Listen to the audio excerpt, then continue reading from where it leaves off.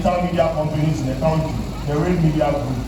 So I didn't have a content creation background, but you see, once they sign you as a social media manager, an aspect of it is you creating content.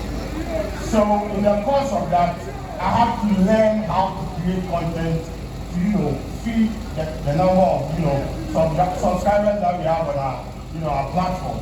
So this wasn't what I wanted to do. But it got to a point, the opportunity presented itself. Like OMG Boys, that is where the whole thing started. And I don't know how many of you here know about OMG Boys. They are on Facebook, they are in digital content creation. That is where the whole thing started. So it was just a day that they moved to me and told me that, oh, we need someone to host the show. And I was like, okay, let me do it after I have nothing to do. So I went over there, stood in front of the camera. Mind you, that was the first time I stood in front of the camera in panic, and they asked me or they told me to record. Now, look at me, look at the head. Look at my face.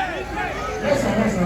Bro, does this head look like something that people would gravitate towards? Exactly. So, you see, the fear, then I had fears.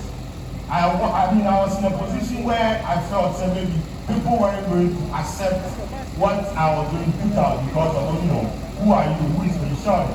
But you see, what worked for me on that platform was the fact that I wanted to create something out of the norm. I just wanted to create content that people want. I wanted to be authentic with my creation. So I went out there, we shot the first video, posted it, the backlash, bro. People move to me then, if I see cameras, I don't walk like this. Because people will come to you, who is this guy talking about this guy? Who is this guy? Why does this guy think his opinion is matter about it? But you see, that didn't stop there. The next day we shot. So we started shooting, we made it like a daily show. We started shooting the hour of the day content. And it became one of their biggest shows on the platform.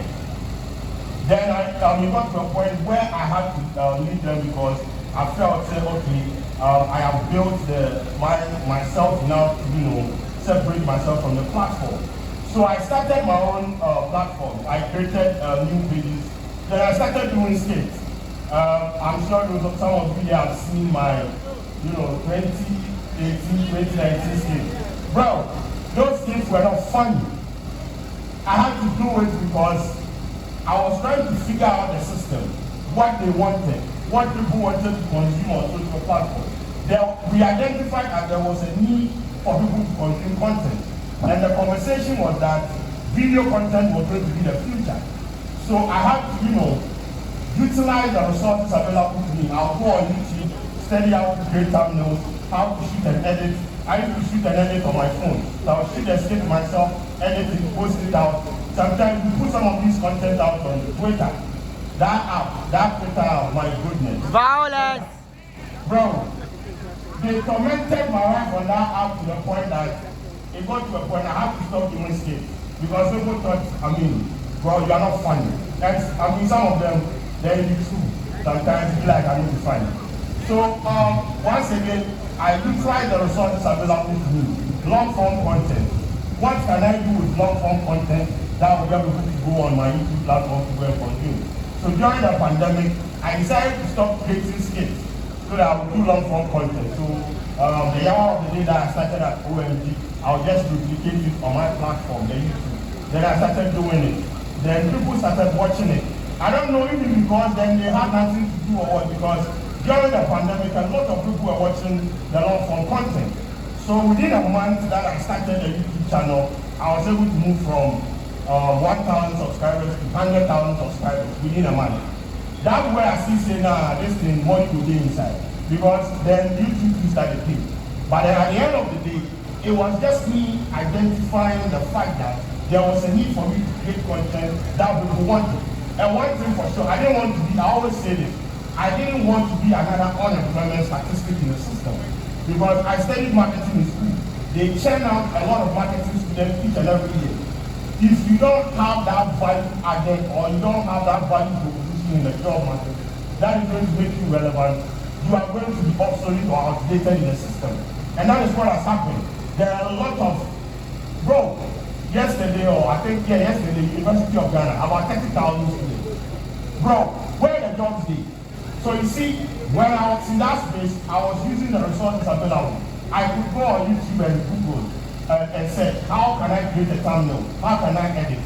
That was me trying to better my craft, trying to, optimize, my environment so that when the opportunity presents itself, I would just slap on it and do whatever I was supposed to do. And joining YouTube, shifting from making short form content on Instagram, that is the state. Creating the long form content is one of the best decisions I ever, took in my life, because right now we have about 8 successful shows, which is distributed across 5 YouTube channels. We have employed about 15 people that work with us when it comes to the content creation.